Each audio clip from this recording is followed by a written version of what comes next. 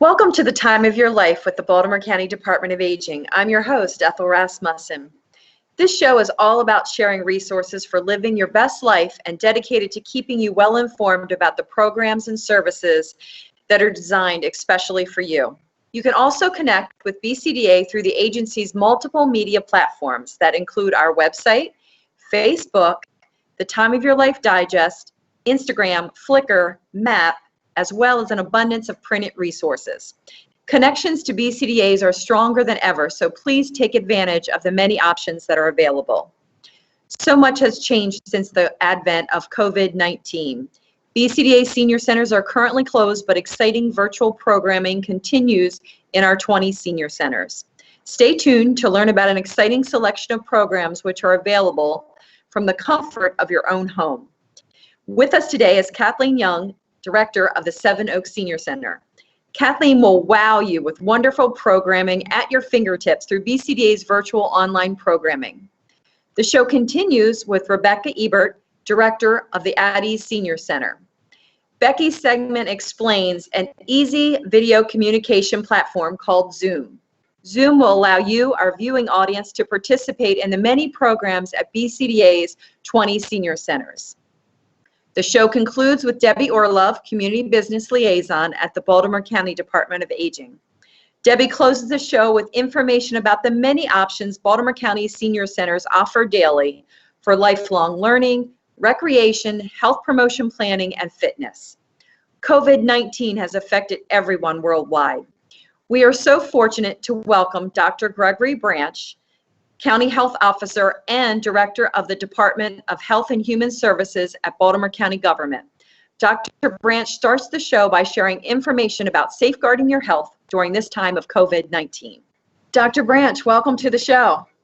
And thank you so much for giving me the opportunity to come speak to your audience about this unprecedented pandemic. Could you briefly share information about COVID-19, such as the illness itself and how the disease is spread? Certainly. First thing I think your viewers should know is that COVID-19 is real, it's here, and it is deadly. We're learning more about this highly contagious disease every day.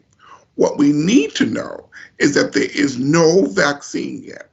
There's no major treatments, and there is no cure. It's spread through respiratory droplets, and because it's such a new virus, there's no what we call herd immunity, where everybody can protect one another. Symptoms include things like coughing, sneezing, fever, body aches, believe it or not, a loss of smell or taste, and trouble breathing. What we know is that you can have the virus and transmit it to others and not show any of those symptoms. Dr. Branch, what are your recommendations to minimize the risk of being infected? There are some effective ways where you can slow the spread.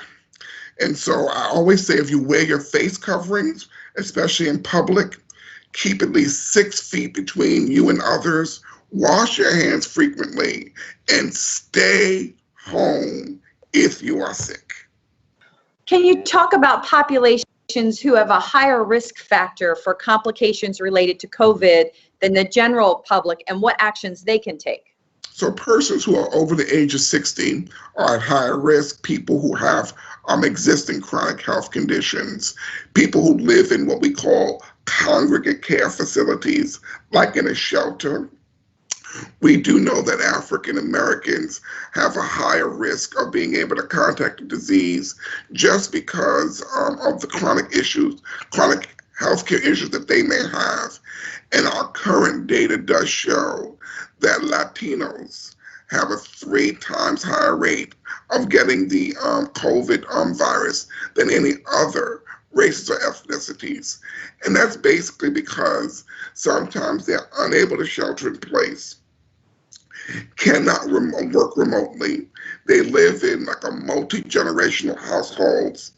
They seek medical treatment plans, and some have immigration status related concerns. And then there are some language barriers. Now, Dr. Branch, out of an abundance of caution, BCDA has kept our 20 senior centers close. Mhm. Can you explain why this decision was important to safeguard public health?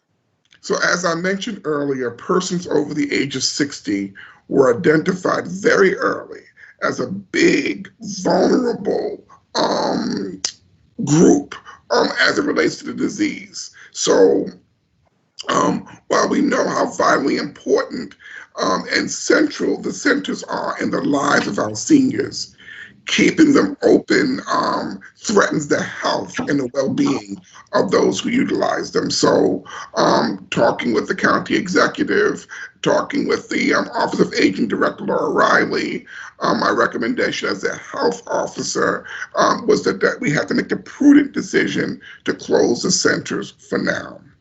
But I am proud that you guys do continue to offer certain services during the closure, and because we understand that these services provided at the center are critical for seniors, and we wanted to make sure that these services were not interrupted. And it also ties to the governor's order for the state, correct? Exactly, exactly. So contact tracing is critical to the control of outbreaks. Can you share information about the value of contact tracing and what to expect if you are contacted? So contact tracing is something that's not new. We've been using this tool for years to investigate diseases and how they work.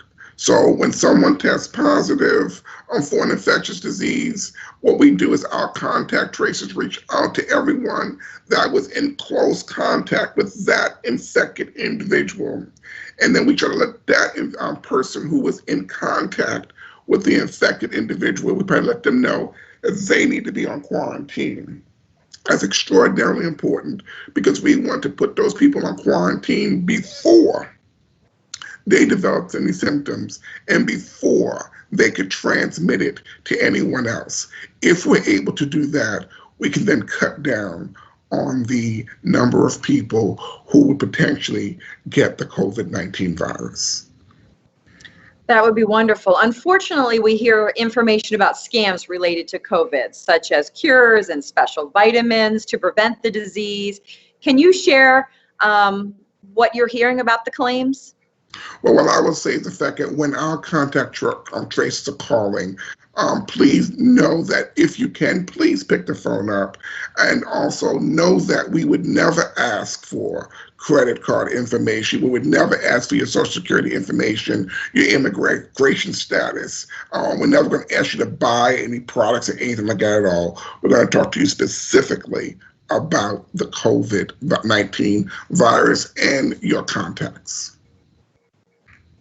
Excellent. Dr. Branch, thank you for taking the time from your busy schedule to be on the show. It is my pleasure, and thank you for inviting me.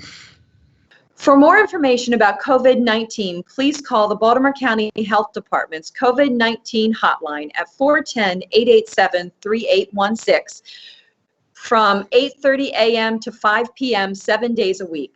We're going to take a short break, but first, I'd like to thank Gershbeck's Food Market in Middle River and Rite Aid, both Baltimore County and city locations, for serving as BCDA's community partner to support the distribution of Community Resources 2020. Community Resources BCDA's annual regional publication, printed in partnership with the Baltimore City and the Baltimore County Commission on Disabilities. I'd like to thank MedChi for sharing information about the publication to their membership as well. Please pick up your copy today. To learn more about Community Resources, please call MAP at 410-887-2594.